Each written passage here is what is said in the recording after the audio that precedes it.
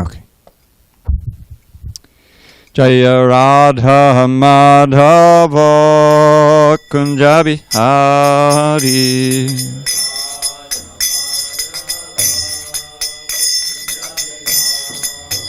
Jaya Radha Madhava Kunja Bihari.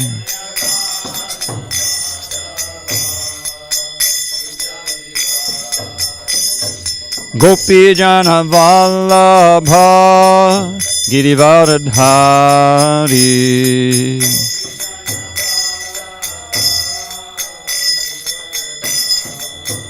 Jaya Gopi Jana Vallabha Girivardhari.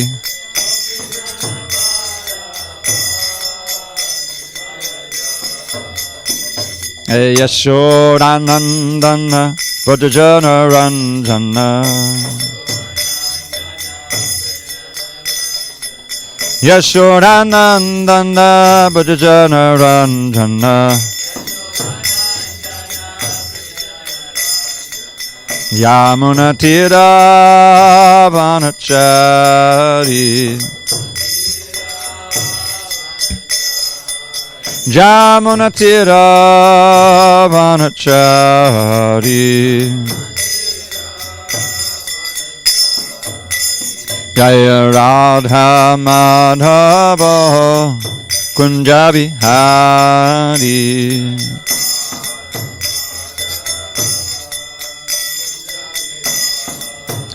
Jaya Radha Madhava Kunja Bihari.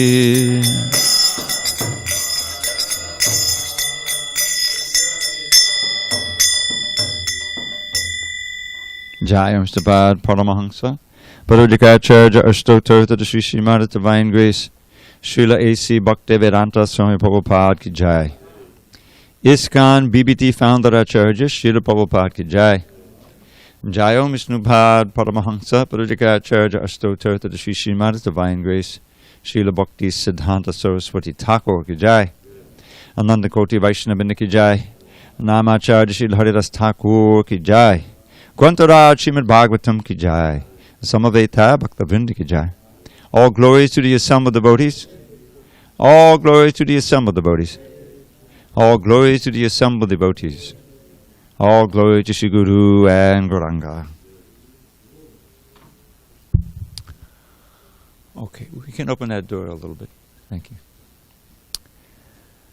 Narayanam Namaskritya Narang Chaiva Narottamam Devim Saraswatim Vyasam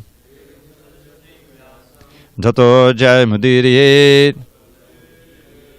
Before reciting the Srimad Bhagavatam, which is our very means of conquest, we should offer our respectful obeisances unto Lord Narayan, the Supreme Personality of Godhead, unto Narayan Rishi, the supermost human being, unto Mother Saraswati, the goddess of learning, unto Srila Vyasadeva, the author, and unto Srila Prabhupada, the translator, commentator, and our spiritual master.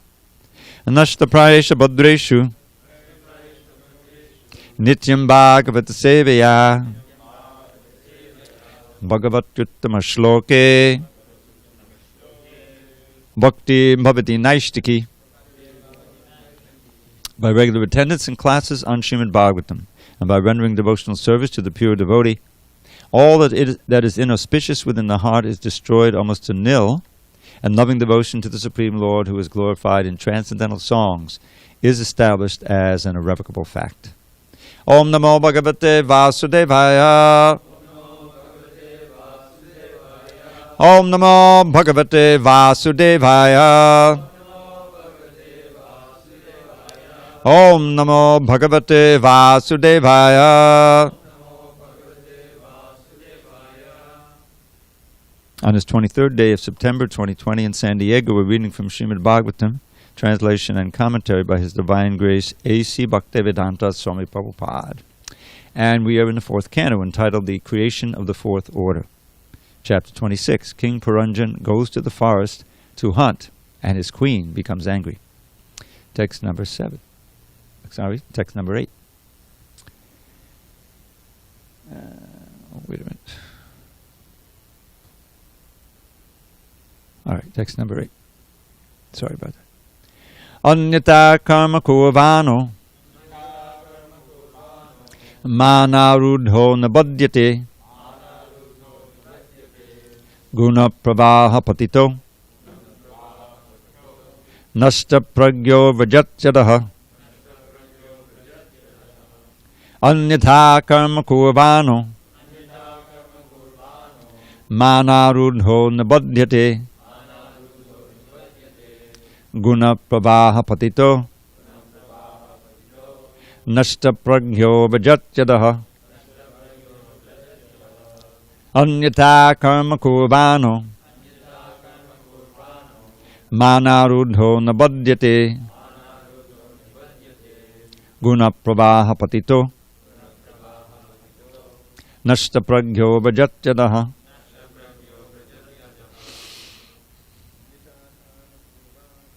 Anyatha karma kurvano manarudho nabadyate guna pravaha patito pragyo vajatyadaha. Anyatha karma kurvano manarudho nabadyate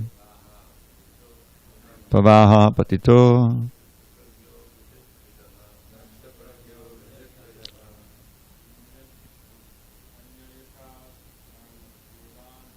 Anyatha karma kurvano manarudho nabadyate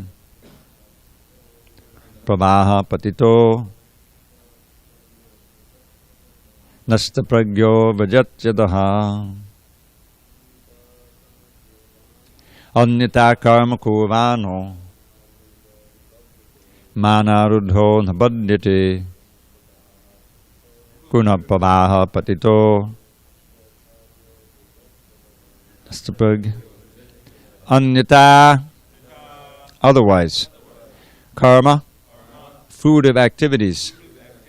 Kurvanaha, while acting. Mana arudhaha, being influenced by false prestige. Nabadyate, one becomes entangled. Guna pravaha, by the influence of the material qualities. Patitaha, fallen. Nashta pragyaha, bereft of all intelligence. Vrajati, thus he goes. Adaha, down. Translation. Otherwise, now I should read the previous translation because this one begins with otherwise, so let me just switch to this a second. Narada Muni continued to speak. This is text 7. Narada Muni continued to speak to King Prachanabarhishat. My dear king, any person who works according to the directions of the Vedic scriptures does not become involved in fruitive activities. Otherwise, a person who acts whimsically falls down due to false prestige.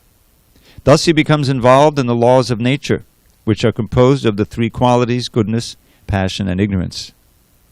In this way, a living entity becomes devoid of his real intelligence and becomes perpetually lost in the cycle of birth and death. Thus he goes up and down from a microbe in stool to a high position in the Brahmaloka planet. Purport. I think we're going to break this up. This is a long purport. There are many important words in this verse. The first is anyatha, otherwise, which indicates that one who does not care for the Vedic rules and regulations The rules and regulations laid down in the Vedas are called Shastra Vidhi. The Bhagavad Gita clearly states that one who does not accept the Shastra Vidhi, or rules and regulations mentioned in the Vedic scriptures, and who acts whimsically or puffed up with false pride, never attains perfection in this life, nor does he attain happiness or liberation from the material condition. You recognize that verse? Many of you are reading. I'll say, you say. Yak Shastra Vidam Utsrija Vartate Kamakarataha Nasasiddhim Avapnoti Nasukang Naparam Gatim. Translation: He who discards scriptural injunctions and acts according to his own whims attains neither perfection, nor happiness, nor the supreme destination. Bhagavad Gita 16:23. Thus one who is deliberately transgressing the rules and regulations of the Shastras is simply involving himself more and more in material existence in the three modes of material nature. Human society should therefore follow the Vedic principles of life, which are summarized in the Bhagavad Gita. Otherwise, life in material existence will continue. Foolish persons do not know that the soul is passing through 8,400,000 species of life. By the gradual process of evolution, when one comes to the human form of life, he is supposed to follow the rules and regulations laid down in the Vedas. Sri Chaitanya Mahaprabhu says that the living entity, since time immemorial, is suffering the threefold miseries of material nature due to his demoniac attitude, which is the spirit of revolt against the Supreme Personality of Godhead. Krishna also confirms this in the Bhagavad Gita 15.7. I'll say, you say, Mamai vangsho jiva loke, jiva bhuta sanatanaha, manakshastan indriyani, prakratistani karshati. The living entities in this conditioned world are my eternal fragmental parts. Due to conditioned life, they are struggling very hard with the six senses, which include the mind. Every living entity is part and parcel of God. There is no reason for the living entities being put into the miserable threefold condition of material existence, but that he voluntarily accepts material existence on the false pretext of becoming an enjoyer. To save him from this horrible condition, the Lord has given all the Vedic literatures in his incarnation of Vyasadeva. It is therefore said, this one you may not know, Krishna boli se jeev anadi bodhimukh ateheva mayatare deha sangsara dukh. By forgetting Krishna, the living entity has become materialistic since time immemorial. Therefore, the illusory energy of Krishna is giving him different types of miseries in material existence. This is Lord Chaitanya's teaching to Sanatana Goswami in Madhya Lila 21:17. And then a few verses later, Maya mugda jivir nahi swata Krishna gyan jivare kripaya koila Krishna ved puran. Forgive my Bengali mispronunciation. When a living entity is enchanted by the external energy, he cannot revive his original Krishna consciousness independently. Due to such circumstances, Krishna has kindly given him the Vedic literatures, such as the 4 Vedas and the 18 Puranas. This is Madhya Lila 21:22. Every human being should therefore take advantage of the Vedic instructions. Otherwise, one will be bound by his whimsical activities and will be without any guide. Om Jnana Timirandasya Jnanandana Salakaya Chakshu Unmidatam Mena Tasmai Shri Gurave Namaha. I was born in the darkness of ignorance, but my spiritual master Srila Prabhupada opened my eyes with the torchlight of knowledge. I offer my humble obeisance unto him and all members of Sri Parampara. So here in the middle of this allegory, this story of how Puranjan has now gone out to the forest and he's killing all these animals.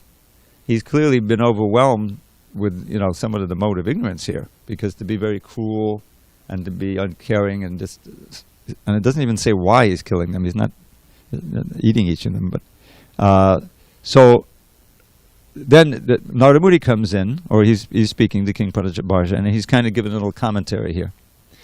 So he's saying any person who works according to the direction of Vedic scriptures does not become involved in fruitive activities. So the Vedas are giving all kinds of instructions. They're not, all the instructions are not obviously leading to pure bhakti yoga.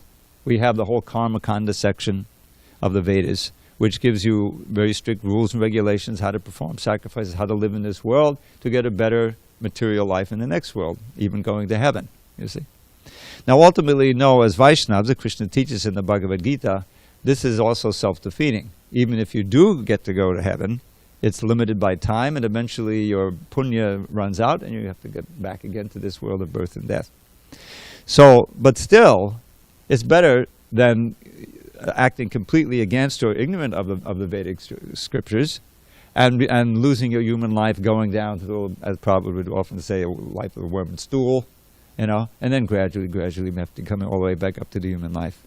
So the Vedas also encompass the people who have materialistic motives, but they are enjoined to engage in them, or try to fulfill them in such a way that they're not completely degraded.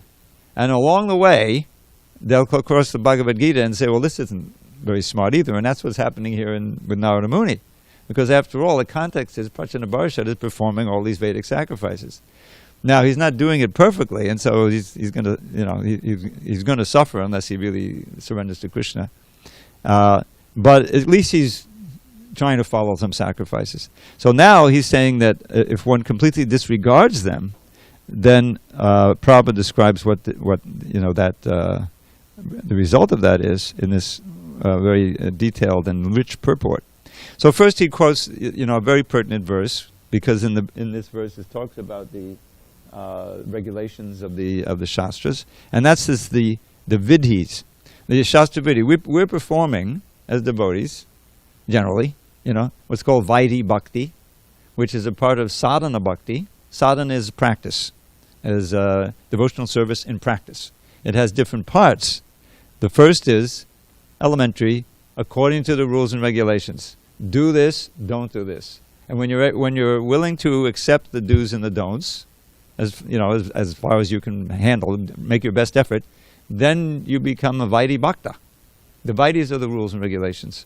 Rules meaning generally probably those are the do's, and then regulations are the don't. Like we follow the 4 regulations, they're things you don't do, right? The rules are things you do. So that's very important to want to know what the Shastra says, and to have the good sense to try to follow it.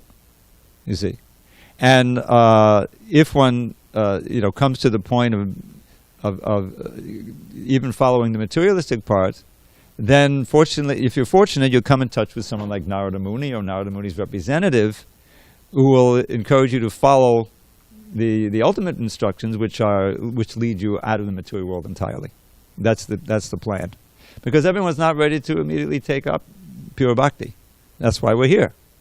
So now comes Krishna's very stern instruction in the 16th chapter. 16th chapter begins with a wonderful description of the saintly qualities. I think there are 26 of them.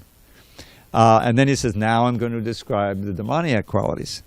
And it's all in terms of how one is affected by the different modes of nature.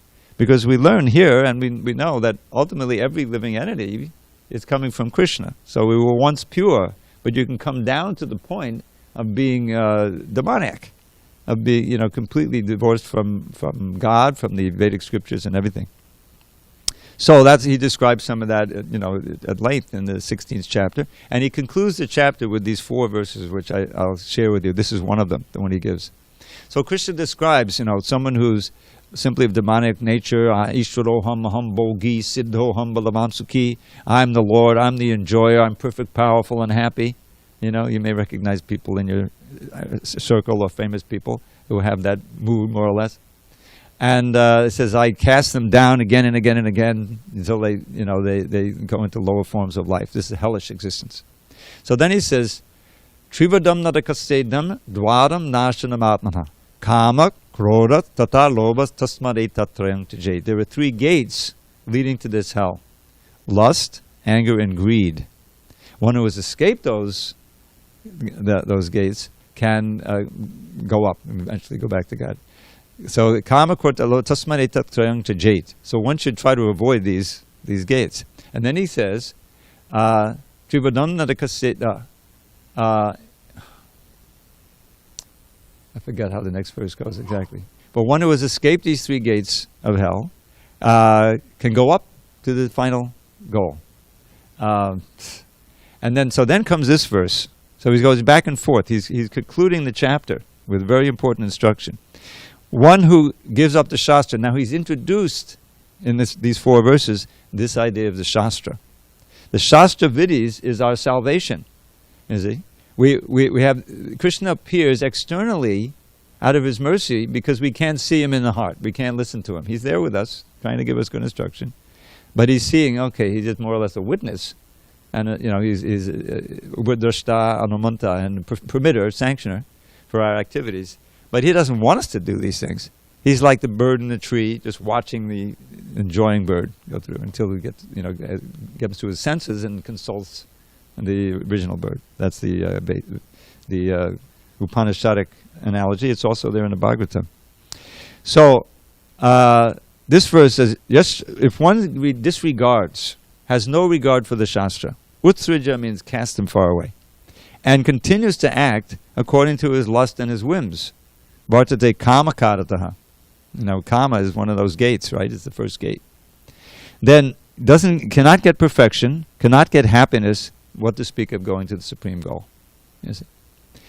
So therefore, the final verse of the chapter is tasmat. Therefore, chastra pramanam te karya vyavastito. Gyatva shastra vidhanoktam. Here's that word vidhi again. Gyatva shastra vidhanoktam karma karta miharasi. Very important verse.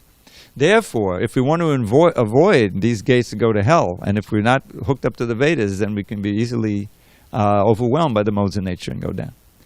Therefore, one has to consult Shastra for the evidence of how to act and how not to act. This is the substance of anyone's life as a human being, because you're deciding to do things. Is you're acting one way and not another. Now, what causes you to do that?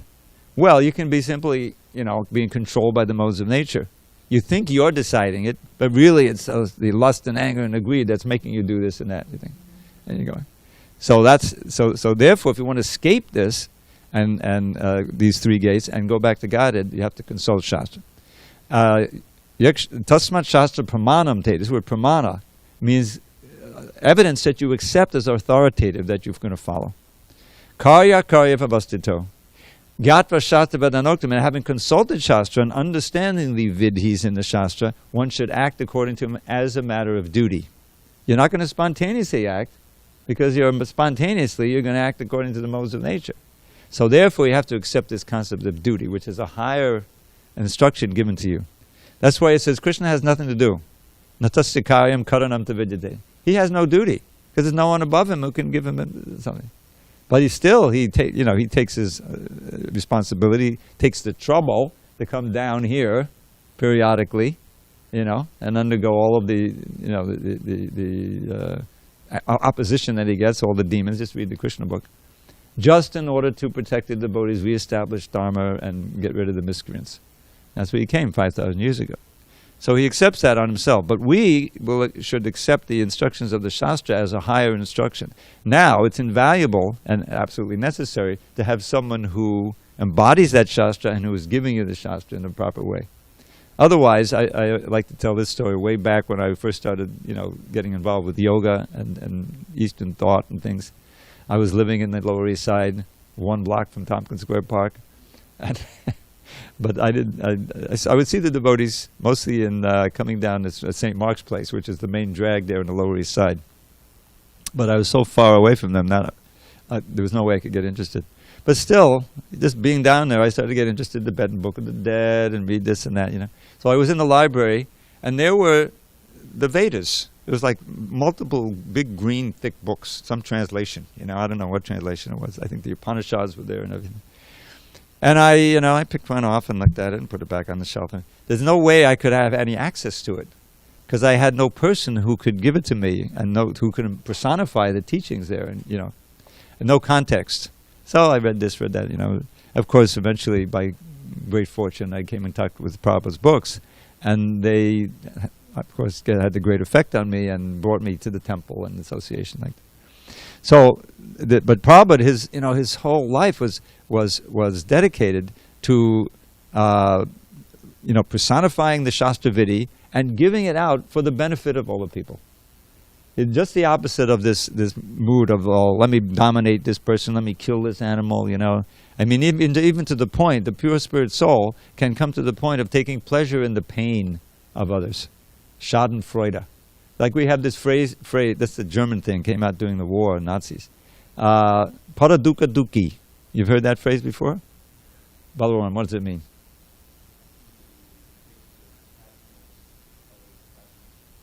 Well, paradukkha dukkhi means the other side. Yeah. In other words, what we come in call empathy. You know, the politicians like to present themselves like that. We had a president many years ago. I won't mention his name. I feel your pain. You know, said, oh, he feels my pain. Maybe he'll do something. About it. It's all a big game. It's a big show. He said it at least once, and it became repeated a lot. Yeah. But devotees actually do feel that. Paradukkha dukkhi. And personified, Raghunath Das Goswami, I think, is described that way. And Prahlad Maharaj, he himself had no problem. Now, this is a very good lesson for us. So he says, I have no problem. No udvijay. My mind is completely undisturbed. Because I'm with you all the time, and you're residing across the Viraja River in the spiritual world. So I'm actually in the spiritual world. And any time I like, I can immerse my mind in an ocean of nectar just by chanting your glories. This is a good lesson for us because we can see that's how we can stay safe. Constantly chant Hare Krishna, be always glorifying the Lord and His devotees, like that. So, but then he says, Shoche tato. Now we just began our reading of the second chapter of the Gita, and we know that lamenting, can be a real sign of ignorance. Like Lord Krishna, the first verse of instruction as the guru rather than as a friend, he says, Ashochanam bashochastam. Notice the same word. You're lamenting for what is not worthy of grief, namely the death of your relatives and so forth. Bodily cause. So Prahlad is saying, I am not lamenting, but it's not out of ignorance. He feels shoche tato vimukha chetasa indriyata maya sakata banamudvido vimudhan. For all these fools and rascals who are trying to enjoy the flickering happiness of this material world because they've turned away from you. Vimukha chetasa. This is the key thing. So the devotees are always trying to turn people toward Krishna. What is the book distribution? The book is not different from Krishna. Bhagavatam is Krishna. Bhagavad Gita is Krishna. So you try to sell them, give them a book. They may not have any idea really what it's all about. But it was such a nice person, I think I'll take the book. Whatever reason, doesn't matter. But as soon as they open that book and read the first word, they're with Krishna. They're with the pure devotee of Krishna. They're getting the association. And that is to their infinite good. Through all those births they've experienced, this is like a turning point. It's a turning point. So that's the devotee's purpose. What did Prabhupada do? He was always glorifying Krishna, either orally to a class, or he was dictating, or he was typing out with two fingers. It's the same thing. He wrote the whole Bhagavatam first canon with these two fingers on the typewriter. It's the dedication. But in Maharaj laments. He when he went to India early on in the early days, he went, I forget where it was, I think where Prabhupada was living, not in and Prabhupada's typewriter was there, and as he could have just lifted that up and put it, and have that as a memento. Anyway, all this, it was the one pointed purpose, somehow to get this message out, somehow to present it in such a way that people will understand. And he's writing in English because the spiritual master told him to. This is, and if he hadn't written in English, what would we be? I mean, even those who know the other languages, it came through English back to the. So, and so we have to accept the Shastra as our evidence of how to act, how not to act. And the more that we do that, the more we'll be progressing back to Godhead, because we'll be getting the pure teachings, not just some, practice this jaggi and go to this heavenly planet, but really the essence of the Shastra, which is pure bhakti. And so that's very much emphasized here in this first part. And then Prabhupada describes the process. This is a key instruction. Lord Chaitanya is instructing Sanatana Goswami in the 20th chapter. This is the beginning of his instructions. And so, who am I? Why am I suffering in this world? This is like Sanatana Goswami teaching us how we should approach. First of all, with very humbly, strong, and ask the question, who am I? Why do the threefold miseries give me so much trouble? How can I get out of this suffering? I mean, this is beginning where you're at. And so Krishna, what does Lord Chaitanya say? Jivera Swarupoi, Krishnera Nitya Das, Krishnera Tatastar Shakti, Beda Beda Prakash. The key verse in this chapter. The living entity is eternally the servant of Krishna. And not only that, but he's the marginal energy. We're Prakriti. We're not Purusha. We're acting as Purusha.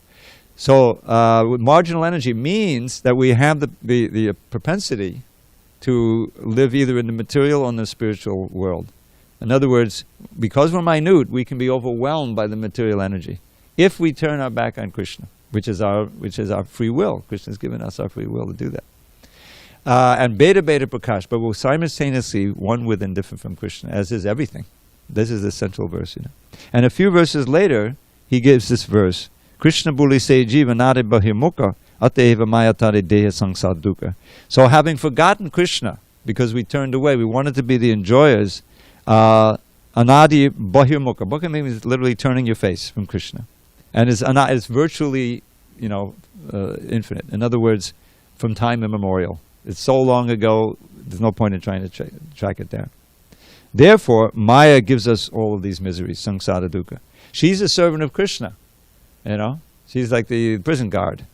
It's a thankless task, but she's charged with making sure that we understand is this place is not a place of happiness, Now, in conjunction with the nature of our life in this material world, which is suffering, when we come in touch with the Shastra and the representative of Shastra, we can realize, this is all because of something I did.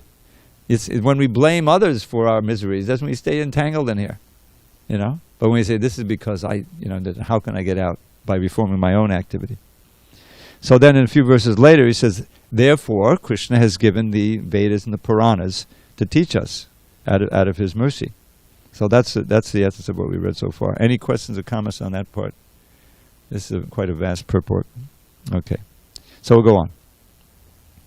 The word manarudha in the original verse was also very significant. Under the pretext of becoming great philosophers and scientists, men throughout the whole world are working on the mental platform. Such men are generally non-devotees due to not caring for the instructions given by the Lord to the first living creature, Lord Brahma. Srimadbhagavatam 5:18-12 therefore says, Harava bhaktosa kuto mahadguna manorate nasati dhavato bahi. This is the second half of a famous verse, Yasyasti bhakti bhagavati kinchana. This is actually, I think, uttered by Prahlad, right? There's a series of prayers, and even in the 5th canto. So what the meaning of this, the part Prabhupada quoted, a person who is a non-devotee has no good qualifications because he acts on the mental platform. The monorata, that chariot of mind, ready to take you out anywhere. One who acts on the mental platform has to change his standard of knowledge periodically. We consequently see that one philosopher may disagree with another philosopher, and one scientist may put forward a theory contradicting the theory of another scientist. All of this is due to their working on the mental platform without a standard of knowledge. In the Vedic instructions, however, the standard of knowledge is accepted, even though it may sometimes appear that the statements are contradictory. Because the Vedas are the standard of knowledge, even though they may appear contradictory, they should be accepted. If one does not accept them, he will be bound by the material conditions. What's that example Prabhupada would always give for how the Vedas appear contradictory? Do you remember? Yeah, the conch shell and the cow dung, both.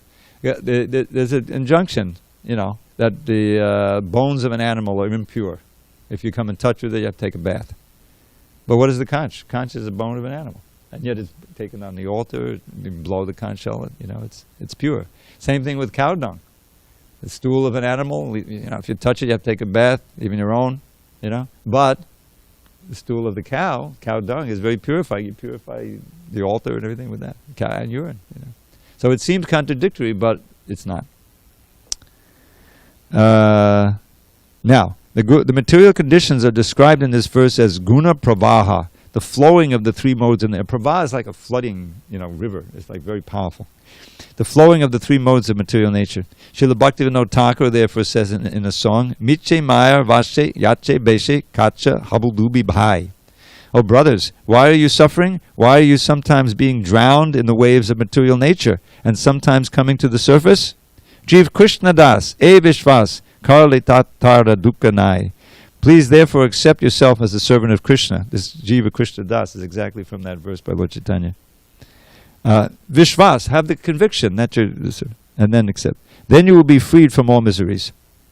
Close quote. As soon as one surrenders to Krishna and accepts the perfect standard of knowledge, which is the Bhagavad Gita as it is, he then comes out of the material modes of nature and does not fall down and lose his knowledge. Nashta pragya. That's also from the verse. There it is. The word pragya means perfect knowledge. And nashta pragya means one who has no perfect knowledge. It means destroyed. One who does not have perfect knowledge has only mental speculation. By such mental speculation, one falls down and down into a hellish condition of life. By transgressing the laws laid down in the Shastras, one cannot become pure in heart. When one's heart is not purified, one acts according to the three material modes of nature. That's again at the end of the 16th chapter. Transgressing the laws laid down by Shastra. These activities are very nicely explained in verses 1 through 6 of the 17th chapter of the Bhagavad Gita. The Bhagavad Gita 245 further explains. Now I wasn't have time to check those, but here we are. Okay, so it begins, Arjuna asks, this is the beginning of 17, Ye Shastra Vidamutsraja. He's echoing the same verse that Prabhupada quoted in the purport. And what it means is, O Krishna, what is the situation of those who do not follow the principles of Scripture but worship according to their own imagination? Are they in goodness, in passion, or in ignorance? And so the answer is that they can be in either, and they'll be controlled. And he gives the symptoms of goodness, passion, ignorance. But the thing is, it doesn't really help to be in the mode of goodness if you're not also in touch with the transcendental instruction, because the mode of goodness is never pure in this world.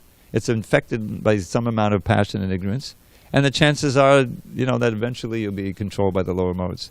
So we need to have that channel. This word channeling has been misused. But we're very much into channeling. The parampara, the knowledge coming down without change, as it is, from Krishna to Brahma, Brahma to Narada, Narada to Vyasa, down all the way through Prabhupada to the books, and some of us are trying to follow as strictly as possible, but not distorting the message. That's the very important thing. Not distorting it, and we have to exemplify it. We have to live it. That's why the nature of Acharya really is encapsulated in this little slogan I came up with: learn it, live it, give it. That's it. The Acharya is one who's completely learned in the Shastras. He lives according to it, and he takes the trouble to preach. And invaluable. Without any Acharyas, we'd be lost. So we don't have to read these 6 verses, because it's explained that then you're in the modes. And it's unpredictable what you're going to do, But there are certain symptoms you can see. So then Prabhupada further explains, this is from again, having to do with the modes of nature. Krishna is encouraging Arjuna, Trigunya Vishaya Veda, Nistrigunya Bhavarjana, Nirdvanvo Nityasattvasto Niyogakshema Atmavan. The Vedas mainly deal with the subject of the 3 modes of material nature. Rise above these modes, O Arjuna, be transcendental to all of them, be freed from all dualities and from all anxieties for gain and safety, and be established in the self. Now this is in the context of Arjuna using Vedic arguments why he wasn't going to fight. And Krishna in the 2nd chapter, he talks about Pushpitam Vacham. There are certain beings who think that the flowery language of the Karmakanda section of the Vedas, that's all there is. That is what the Vedas is. And they're enthralled with that, and they perform elaborate sacrifices for heavenly. But Krishna is encouraging, no, don't. That's not what you should be absorbed in. In other words, Arjuna was confused because he was using Vedic arguments, but it didn't solve his problem. That's the point: is that you can't solve your problems of life just by getting involved in elaborate sacrifices, which is what Prachanabhari is doing, and going to the heavenly planets. It's an illusion. You may live there 100,000 years or more, but then you have to come back down here. There's still death. Even Brahma. Brahma bhuvana loka punarabhajanojana. All the way up to Brahma loka and all the way down to Patala. It's place of return. In other words, it means you die. And you come down again. And, so you don't make any progress. So in that context, he says, Nistraigunyo. you come to the transcendental platform, and Bhagavad Gita teaches that in 14th chapter, how modes of nature, what's the symptoms of one who's transcendent, and how can one transcend. So, the entire world and all material knowledge is within the three modes of nature. One has to transcend these modes. To attain the platform of transcendence, one must follow the instruction of the Supreme Personality of Godhead and thus become perfect in life. Otherwise, one will be knocked down by the waves of the material nature's three modes. This is the pravaha again. You're standing in an ocean. You can be knocked down by the waves or even a powerful river. This is further explained in Bhagavatam 7.5.30 in the words of Prahlad Maharaj. Okay, we should know this verse. I'll say you say. Matirna Krishne Paratak Svatova Mito Bipadjeta Griha Vatanam Adanta Gobhi Vishatam Misram Punak Punaschar Vitacharvananam. Okay, there's one more paragraph in this purport. Materialistic persons who are too much engaged in material enjoyment and do not know anything beyond their material experiences are carried by the whims of material nature. They live a life characterized by chewing the chewed, and they are controlled by their uncontrolled senses. Thus they go down to the darkest regions of hellish life. Now the next verse is important. You know there's three verses. This is Prahlad speaking. Naisham tistavadudukramangring spishartyanata pagamo hirarta mahiya sampadada jobhishekam nishkinchanadam dhavanita yavat. Prahlad Maharaj is fearlessly preaching to his father. You know, he's a truth to power. And he's saying to him, don't worry, you'll never become a devotee. You know.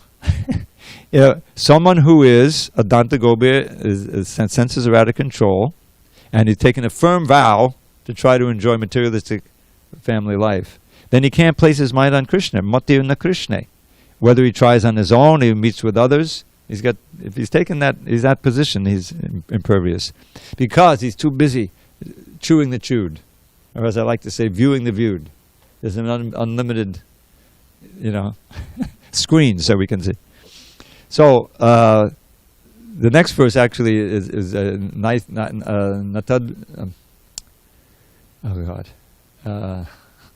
don't know the ultimate goal of life. Nate vidusvartakati mi vishnum durashiyaye bahirata maninas andaya tandaya rubanimanas tepi shatantamuradamni buddha. Such persons do not know that their ultimate goal in life is Vishnu. Svarta, very important word for us. Svarta, the goal of the soul, not money.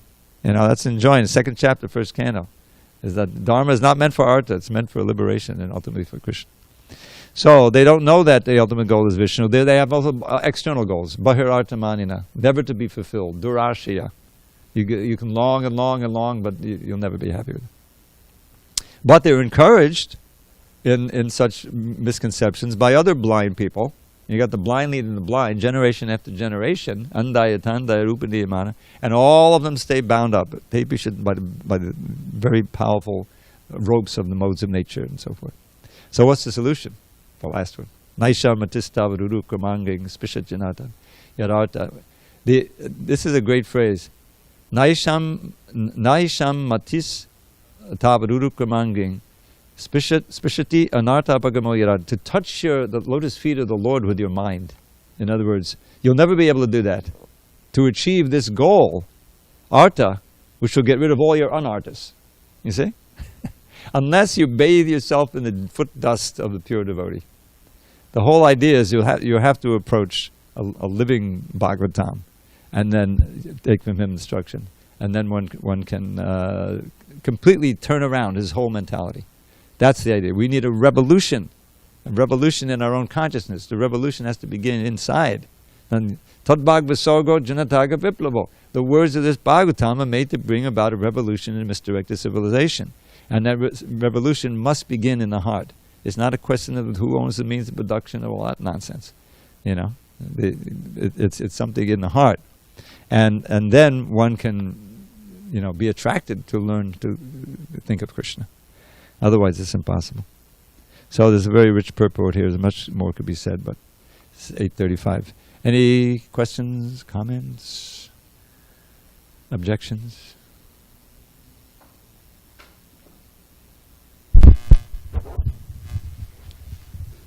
Thank you, Prabhu, for the very enlivening, blissful class. Bless Prabhupada. In that verse where Krishna is telling Arjuna that the Vedas are dealing primarily with the modes of nature and one needs to go above them, and then he says that you should be free from duality. So I'm wondering what that means exactly. Nirdvandvo, nityasattvasto. Well, the duality is the illusion in this world that this is good and this is bad. I have to struggle for this and avoid that, on the basis of the modes of nature. This is explained nicely in the 7th chapter. That's the 2nd chapter. He says there, Itcha dvesha samutena dvandva mohena bharata sarva bhutani sammohang sarge yanti parantapa. Now Prabhupada would quote this verse as an explanation of how we fell into the material world. So Itcha dvesha, these are the two opposites. Itcha means you want, and dvesha means you don't want. This is abominable, or this is very desirable. Samutena, arising from this I want and don't want. And what is the original I want and don't want? I don't want to serve Krishna. I want to enjoy in competition with Krishna. So Itcha dvesha samutena, dvandva moha, arises the delusion of duality. The delusion of duality, meaning material goods, bad and good. Now that I don't want to serve Krishna, I want to enjoy. You're not going to be able to enjoy in the spiritual world. You got to leave. So where are you going to enjoy? In this world. Oh, this is pleasurable. I want to eat this. I couldn't imagine eating that. I'll eat that. And this is a delusion of duality, and all of this conducted by the modes of nature. So he said, Dvandva mohena sarva bhutani sammoham. All living entities who are here are in that complete bewilderment of duality, good and the bad. The little insects coming along, they have their food stuff. If an ant finds some spilled honey over there, somehow or other he's able to tell all his compatriots, and they make a long line, and they're all in ecstasy. They got their little bit of honey they're carrying through, life is good, bliss, ananda. Until somebody comes along and steps on them, and no. The point is that it's true for every living entity. In human beings, we have a much greater array of things that we want and much greater array of things that we fear, But it's all a delusion, duality. So how to get out of this delusion of duality? Yesham dvantakatam papam, jananam punyakamatam, te dvandva moha niyamukta, bhajante mahajadhavrata. Who you have to come to the point of worshiping Krishna with firm conviction. That's the way out of this delusion. But who can do that? Those who are given up sin. Yesham antakatam papam. Their papa is ended. Anta. And who are only performing pious activities. In other words, the acts of devotion. Then they can come to the point of worshiping Krishna with firm determination. And give up this duality. It means that even if something happens to you, like I tripped and fell on my way here. And I got to admit, I wasn't very equipoised when it happened. I won't tell you what I said. But, I scraped both my knees. I have an injury here. And I'm coming to Mangalarti. I couldn't stay. I had to go back home, patch it up, put some, I had to set everything. So how am I going to feel about that? So Krishna, I was coming to your Mangalarti. Why did you make me trip? What's going on? I didn't think like that. I was thinking, okay, Krishna, there's something amiss, something I did to cause this. Maybe it's a little karma giving me, but Krishna's, telling me, pay better attention. Actually, I was, as I usually do, spinning up some shlokas as I walk in here, and I would completely, anyway, I tripped. So, I'll tell you one story. This is a funny story. I don't know if the sounds good, but there's a series of verses that the Yogendras teach. The first one, and he says that I can't remember this. I sort of rehearsed it, but as you're this path of bhakti is so auspicious, and that if you follow it, the path that Krishna speaks himself, you may not know so much about the Vedas, but you're following along, and doing what you're trying to follow the Bhagavad Gita. Then even if you run with your eyes closed, you won't strip and fall. You know this one? Yeah, skullet means to strip. So every year except this year, I've been going to Alachua to visit Indra twice a year, and I visit the temple, give some talks and everything. So I go every morning to the Bangalartik. He lives about 1.5 minutes away from the temple, but I have to drive, along this highway, this state highway, for a few minutes, and then get in the parking lot and go to the temple. So I'm trying to memorize this verse. You skullet padi, you don't trip, even if you. And as I'm doing that, I'm walking to the temple, but I'm in the parking lot, and I have these little concrete stanchions, to mark off the parking lot. Boom! I trip. I'm memorizing the verse that says you don't trip, and here it says I'm tripping. And the funny thing is, it wasn't like this one. I was practically laughing as I was going down, and I turned around, so I landed on my back. I was practically uninjured, and I got up, and I was just saying, this is amazing. This is like a miracle, So that's one way of understanding. But the point is, the devotee doesn't, a much more serious thing may happen, and this is, Prabhupada tells the story of the German wives who would send their sons, brothers, husbands, and fathers to war, and then they would go to church every day, and pray, please, send them back, please. And many didn't come back. Or if they came back, they were basket cases or something. And so they lost their faith from that. They lost their faith. They didn't follow the, Tatteno kampam susamikshamanas, the verse in comments to that. So that's the idea of coming beyond, getting beyond duality. If you're beyond the modes of nature, what is it? Brahmabhuta platform, right? Nashojati and Nakankshati. Samak sarveshu bhutishu. He sees all beings equally, doesn't lament, doesn't feel. Because he's feeling the bliss of Krishna consciousness within in every case. Prasanatma.